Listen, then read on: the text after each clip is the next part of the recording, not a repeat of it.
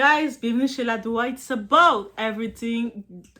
Doua est vraiment contente aujourd'hui. J'ai comme une trop belle nouvelle que je suis en train de vivre. Donc, Doua est contente. OK? Donc, on va justement... Le sujet, on va parler de Kevin Gage. Certains vont se dire, Doua, c'est qui Kevin Gage? Kevin Gage, c'est un candidat télé-réalité français. Les Français, mais qui me suivent, je sais, vous êtes les number one, vous êtes vous êtes le numéro 1 des pays qui me suivent. Donc oui, de temps en temps, je dois parler de vos people, de vos influenceurs. C'est pour vous faire plaisir que je parle de vos people, parce que je sais que c'est vos people, donc je peux pas négliger vos gens que vous aimez. Doua, mais on connaît pas Kevin Gage. C'est votre people quand même, donc on va en parler, mais au-delà de ça, vous savez, quand je parle d'un sujet, je regarde toujours dans un autre angle. J'aime ça fouiner dans les angles. Et on va regarder dans cet angle-ci. OK? Donc, bear with me. Même si vous ne connaissez pas Kevin Gage, vous allez comprendre où ce que je vais vous amener avec ce sujet. Kevin Gage vient de vivre l'un de ses plus gros dérapages publics lors d'un direct TikTok qu'il a fait. Il y a 2 jours de ça, je pense maintenant. Lors d'un live TikTok, il a tenu des propos confus en mélangeant son identité juif qu'il est, le conflit israélo-palestinien et ses émotions personnelles. En regardant plusieurs extraits, une chose saute aux yeux, Kevin n'était clairement pas dans son état habituel et c'est là que ça devient intéressant. Parce que derrière la polémique, derrière les excuses publiques, quelques heures plus tard, j'ai surtout vu un homme qui semble complètement dépassé par ce qu'il vit. Aujourd'hui, on va parler du phénomène Kevin Gage, mais surtout d'un sujet qui est beaucoup plus large que Kevin Gage. Kevin Gage, c'est l'influenceur qu'on parle, c'est comme la banderole, mais c'est pour aller plus loin. Donc moi, je vais aller où? On va parler les hommes, parce que j'ai des hommes qui me suivent. Récemment, j'étais en train de me promener au Vieux-Port. J'ai vu un doassé, un homme doassé, et puis il m'a dit « Là, j'étais...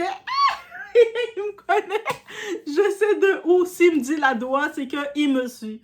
Donc, en effet, ça m'a fait plaisir de le voir. Donc, on profite d'amener ce sujet sur les hommes, sur leur santé mentale, leur rapport à l'ego et à la fuite et à l'autodestruction. On va parler de tout ça ensemble dans cette vidéo. Donc, Kevin Gage, vous avez pu le comprendre, c'est comme c'est la banderole, mais on va creuser plus loin dans le sujet. Vous êtes prêts? On s'installe, on met des likes. On envoie les cœurs. Yo, guys, on envoie les cœurs. On booste la vidéo. Et n'hésitez pas aussi à laisser des témoignages, des commentaires et même des conseils, que vous soyez un homme aussi, que vous-même, peut-être que vous reconnaissez dans le profil Kevin, ou vous connaissez peut-être quelqu'un dans ce profil. N'hésitez pas. On y va, sans perdre de temps. It's about everything.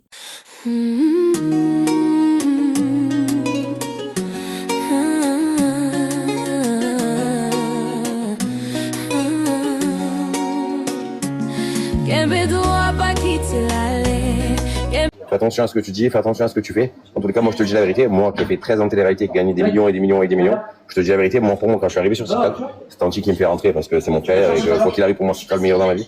Mais quand je t'ai vu à toi faire et que je me suis dit, quoi, lui, il est arrivé, ce mec, sans manquer de respect, ce gars, il est arrivé de zéro et il est arrivé à faire ça, c'est que c'est un phénomène. En tout cas, vraiment, félicitations. Et vraiment, continue, sois respectueux, sois gentil. C'est comme même mon agence, les gens, des autres et tout, ils te détestent, je sais pas pourquoi. Moi, je t'adore, tu sais pourquoi? Parce que tu es un mec carré. Et des fois, le problème, c'est que tu es un peu comme moi. Quand tu es un peu trop dans la fête, tu pètes les plombs. Quand tu es un peu trop dans la fête, je te donne un conseil. Coupe la zizou. Dans la vie, il faut faire la fête, Kev, on s'en bat les reins. Mon frère. Vas-y, va faire la fête. Je vois que tu fais la fête, Mon là. frère, je te le dis la vérité. Vas-y, va faire la et en fête. tout cas, bonne continuation pour toi. Et je serai Toi aussi, toujours, mon vraiment, frère, on se dit je te à demain, regarderai au toujours plaisir, parce à que la vraiment, je te prochaine. kiffe. Et pour moi, tu as le tirkling, je sais pas comment t'expliques tirkling. Fais attention à ce que tu dis, fais attention à ce que tu fais. Déjà, on y va du début pour que c'est venu à parler de Gage. Le retour à la télé-réalité, un pari qui a été raté de sa part à cause de son comportement. Quand Kevin est revenu dans la télé-réalité, l'objectif semblait évident. Redorer son image. Même lui lui-même le disait. Il voulait faire une émission pour que sa fille à quel âge? 5 ans? Quelque chose comme ça? Puisse regarder l'émission et être fière. En même temps, peut-être créer des liens, pas des liens relationnels pour retourner en couple avec son ex-femme, mais créer des liens qu'ils peuvent se parler plus parce qu'on a compris qu'ils ont vraiment coupé les ponts, qu'ils ne se parlent plus. Il voulait aussi en profiter pour redorer son image, redevenir le Kevin drôle, attachant, charismatique que le public avait connu à ses tout débuts, il y a longtemps, dans l'époque qui commençait la télé, dans les Marseillais. Il voulait montrer en même temps qu'il avait évolué, montrer à sa fille une meilleure version de lui-même, sauf que la réalité a été tout autre chose. Au lieu d'un nouveau départ, on a assisté à un retour de ses vieux démons. Les conflits, les justifications, le besoin constant d'expliquer pourquoi il a raison, le besoin de contrôler le récit. À plusieurs reprises dans les émissions, Kevin donnait l'impression de vouloir convaincre les autres qu'il était devenu quelqu'un de meilleur plutôt que de simplement le démontrer. Et quand quelqu'un a besoin de répéter constamment qu'il a changé, c'est souvent parce qu'il essaie aussi de se convaincre lui-même. Tu sais, la personne qui va dire « j'ai changé, je suis comme ça » avec les paroles, « j'ai changé, je suis comme ça », il va venir avec des paroles, c'est pour essayer de manifester ses paroles dans sa réalité. Le problème de Kevin, son scénario mental. Ce qui me frappe chez Kevin depuis des années, c'est sa capacité à construire un scénario dans sa tête. OK? Dans son histoire, il n'est jamais vraiment le méchant. Il est incompris. Il est victime des circonstances. Il voulait bien faire. Il voulait toujours bien faire. Il a été piégé. D'ailleurs, même dans ses excuses récentes, il reconnaît sa faute, mais ajoute immédiatement « Je suis tombé dans un piège ». C'est subtil, mais ça révèle quelque chose, parce qu'une partie de lui continue à chercher une explication extérieure. Or, parfois, il n'y a pas de piège. Il y a juste nos propres décisions. Et sur TikTok, ce n'est pas sur les téléréalités. TikTok, c'est le direct, c'est le concret. Et c'est là le problème qu'il n'a pas su gérer. La télévision a un avantage énorme.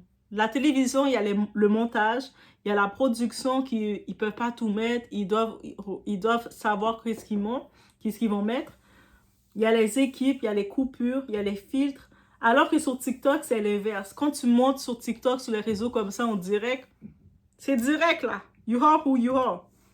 Tu es seul face à la caméra, en direct, sans filet, sans montage, sans possibilité de réécrire l'histoire après coup.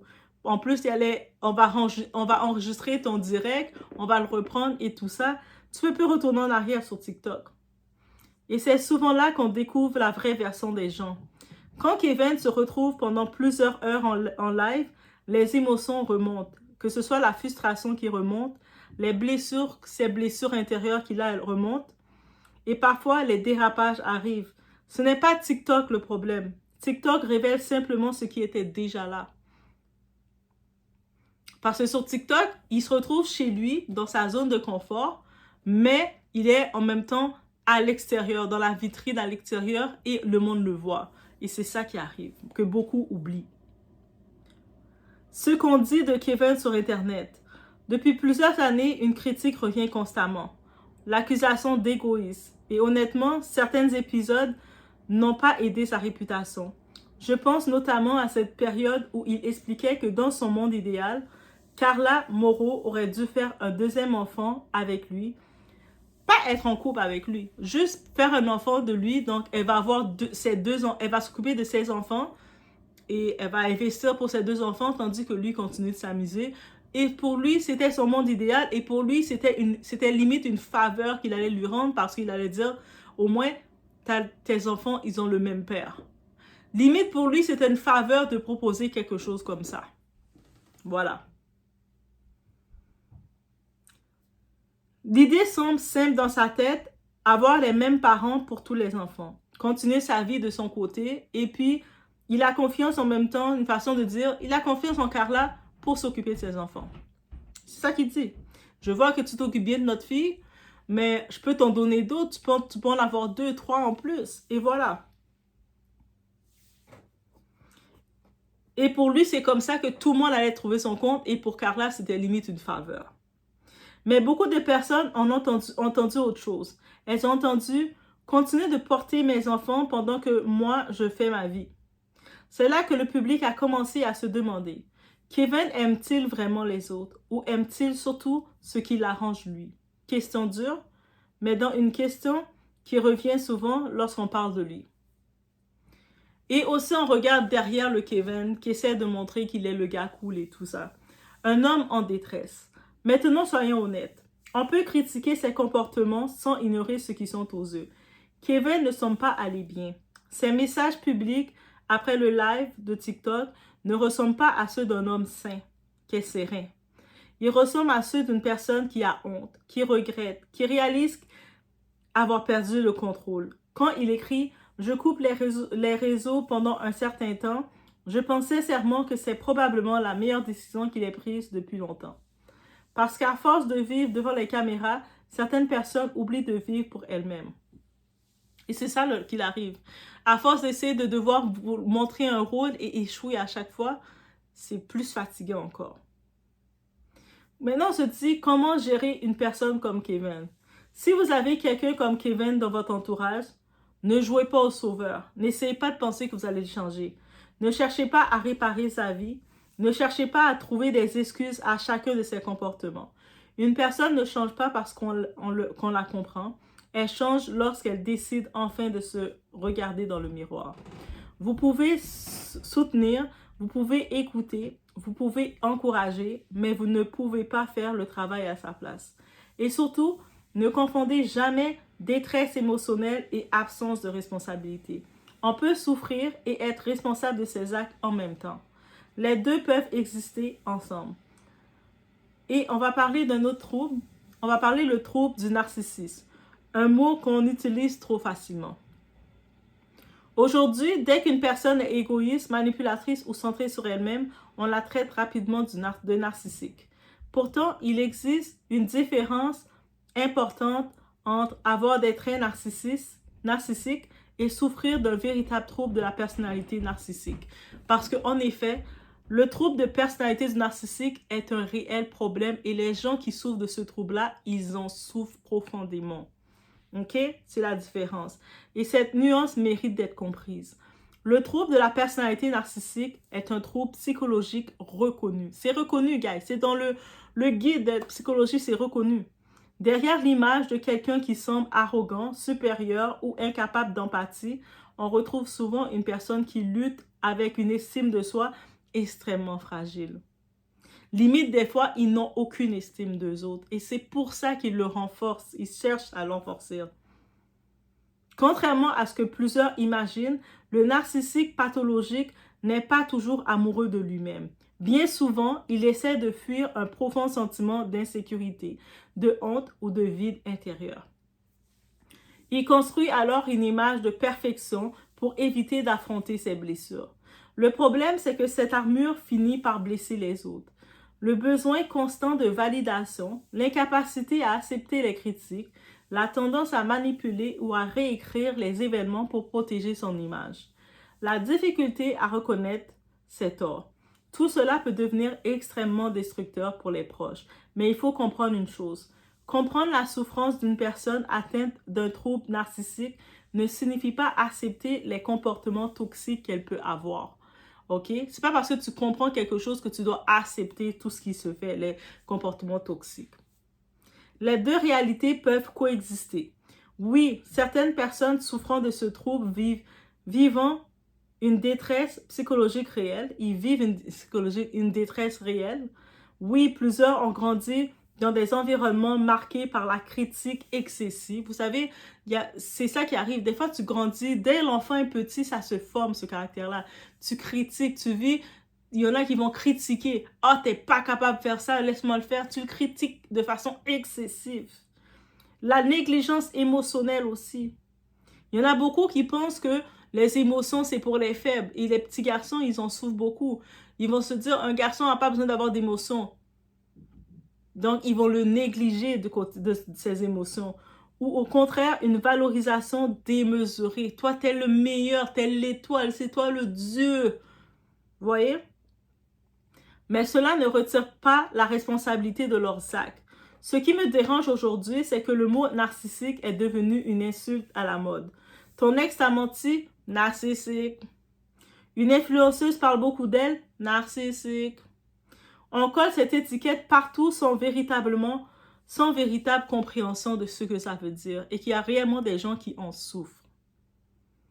Or, un diagnostic ne peut être posé que par un professionnel qualifié après une évaluation approfondie. À force d'utiliser ce mot pour tout et n'importe quoi, on finit par banaliser un trouble réel qui touche des personnes réelles. Certaines souffrent, certaines refusent de se faire aider. Certaines suivent une thérapie et tentent sincèrement d'évoluer, comme pour la dépression, l'anxiété ou d'autres troubles psychologiques. Il est possible d'avoir de la compassion pour la souffrance tout en maintenant des limites fermes face aux comportements nuisibles. Parce qu'au final, la santé mentale n'est pas une excuse, mais elle reste une réalité qu'on ne devrait jamais ignorer.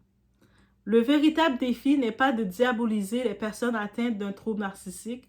Le défi est de protéger les victimes tout en reconnaissant que derrière certains comportements destructeurs se cache parfois une souffrance profonde qui n'a jamais été soignée.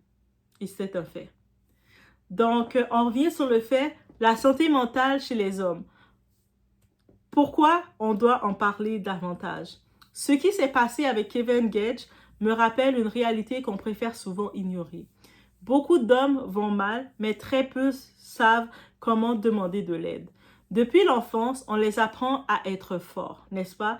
À ne pas pleurer, à ne pas montrer leur faiblesse, à encaisser même, à continuer d'avancer même quand tout leur monde s'écroule, rien ne fonctionne comme ils veulent. Le problème, c'est qu'une émotion ignorée ne disparaît pas, au contraire, ça s'amplifie. Elle ressort autrement, parfois sous forme de colère, parfois sous forme d'alcool ou de consommation excessive, parfois sous forme d'agressivité, parfois sous forme d'autodestruction, de détruire tout ce qui t'a autour de toi. Et parfois devant des milliers de personnes lors d'un live en direct. Beaucoup d'hommes ne savent pas exprimer leur souffrance. Ils ont appris à parler de travail, d'argent, de sport, de réussite, mais rarement de solitude, de honte, d'échec ou de détresse psychologique. Alors, ils compensent, ils cherchent des distractions, ils fuient dans les réseaux sociaux, dans les relations amoureuses ou les relations sans lendemain, dans les sorties, dans le besoin d'être validé par les autres. Mais tant que le problème intérieur n'est pas traité, il finit toujours par refaire surface. C'est pour ça qu'il faut parler davantage de santé mentale masculine. Non pas pour excuser les mauvais comportements, mais pour comprendre qu'un homme qui souffre n'est pas automatiquement un homme faible. Au contraire. Le véritable courage consiste parfois à reconnaître qu'on ne va pas bien. Il faut pouvoir le reconnaître. Quand ça va pas bien, tu dois le dire. Il faut aller consulter, à demander de l'aide, à accepter que certaines blessures ne peuvent pas être réglées seules, et c'est correct. Parce qu'au final, un homme qui prend soin de sa santé mentale devient souvent un meilleur père, un meilleur conjoint, un meilleur ami et une meilleure version de lui-même. Et peut-être que si davantage d'hommes apprennent à parler avant d'exploser, on assisterait à moins de dérapages publics, même moins de féminicides, moins de comportements destructeurs et davantage de guérison. La santé mentale n'est pas un sujet de femmes ou d'hommes, c'est un sujet d'humains. Mais chez les hommes, c'est encore trop souvent un sujet tabou. Le phénomène Kevin Gage est fascinant parce qu'il représente quelque chose de très moderne. Un homme qui cherche constamment l'approbation du public, un homme qui veut contrôler son image, un homme qui veut être aimé, mais qui finit parfois par se perdre lui-même dans cette quête. Aujourd'hui, le plus important n'est pas de savoir si Kevin va revenir sur TikTok dans une semaine ou dans un mois. La vraie question est, est-ce qu'il va enfin faire le travail sur lui-même que les réseaux sociaux ne pourront jamais faire à sa place? Parce qu'à un moment donné, les excuses ne suffisent pas. Ça suffit plus, c'est plus assez. Les promesses non plus. J'ai changé maintenant, je suis une meilleure personne. Ça suffit plus. Ce sont les actions qui parlent. Et pour Kevin Gage, c'est probablement le moment le plus important de sa vie publique. Si vous vivez avec un mal-être, un trop-plein d'émotions, de la détresse psychologique ou simplement une accumulation de stress que vous n'arrivez plus à gérer, utilisez les ressources à votre disposition. Faites les recherches si vous voulez. N'hésitez pas à regarder un peu partout. Parler à quelqu'un n'est pas un signe de faiblesse, au contraire. Reconnaître qu'on a besoin d'aide demande souvent plus de courage que de continuer à souffrir en silence. Que ce soit de façon anonyme, auprès d'un proche de confiance ou d'un professionnel qualifié, il existe des ressources pour vous accompagner. Vous n'êtes pas obligé de tout porter seul. Il y a différentes ressources. J'ai fait quelques petites recherches dans différents endroits. Par exemple, pour ceux qui sont au Canada, vous pouvez composer le 988. C'est une ligne d'aide en cas de crise que vous pouvez faire soit des appels ou des textos 24 heures sur 24. Le 988. Ou sinon, on a Jeunesse J'écoute. Ça, c'est pour les jeunes, un appel ou texto. On a aussi Centre de prévention du suicide du Québec. On a aussi Info Sociale en faisant le 811 qui peut vous aider à trouver des coachs, des personnes qualifiées pour vous faire des suivis avec vous. Du côté de la France, si vous composez le 3114, numéro national de soutien psychologique, eux autres, ils sont là 24 heures sur 24. Vous avez aussi SOS Amitié et vous avez le fil Santé Jeune. Et du côté de la Belgique, on a le 107, Téléaccueil, c'est une écoute anonyme. On a Téléaccueil Belgique, on a le centre de prévention aussi de la Belgique. Et on a aussi, dans les États-Unis, on a le 988, soit Suicide and Crisis Lifeline. Ça, c'est des appels ou textos, le 988. Et on a le NAMI, N-A-M-I, c'est National Alliance on Mental Illness. Et j'ai regardé aussi du côté de l'Afrique. Les ressources varient selon les pays, bien entendu. C'est général ce que j'ai trouvé. Mais plusieurs organisations offrent du soutien. Il y a Befrienders Worldwide Afrique. On a Mental Health Innovation Network Africa. Il y a les hôpitaux universitaires, centres médicaux, psychologiques et services sociaux locaux peuvent également orienter les personnes en détresse. Il n'y a pas nécessairement, j'ai vu de ligne directe, mais dans les locaux, les centres, ils peuvent vous orienter si il y a besoin. J'ai aussi regardé du côté des Antilles, que ce soit Haïti, Martinique, Guadeloupe et les autres. On a les centres hospitaliers et services de psychiatrie locaux constituent souvent le premier point de contact. On a SOS Crise France qui est accessible dans plusieurs territoires français. On a les CLSC, centres communautaires, associations locales et travailleurs sociaux peuvent également fournir du soutien et des références. La santé mentale ne distingue ni les hommes, ni les femmes, ni les riches, ni les pauvres, ni les célébrités, ni les anonymes. Prendre soin de son esprit est aussi important que prendre soin de son corps. Demander de l'aide n'est pas un aveu d'échec, c'est souvent le premier pas vers la reconstruction. Donc, je vous laisse sur ce. C'est vraiment ça que ça m'a inspiré, le cas de Kevin. Donc, oui, quand on regarde la scène, on va être choqué de ce qu'il a dit, mais quand on regarde vraiment la scène, on voit que c'est un homme en détresse. Et c'est pour ça que j'ai pris le temps d'en parler, parce qu'on n'en parle pas assez. Donc, je vous laisse sur ce. On se retrouve aux prochaines vidéos. Faites attention à vous.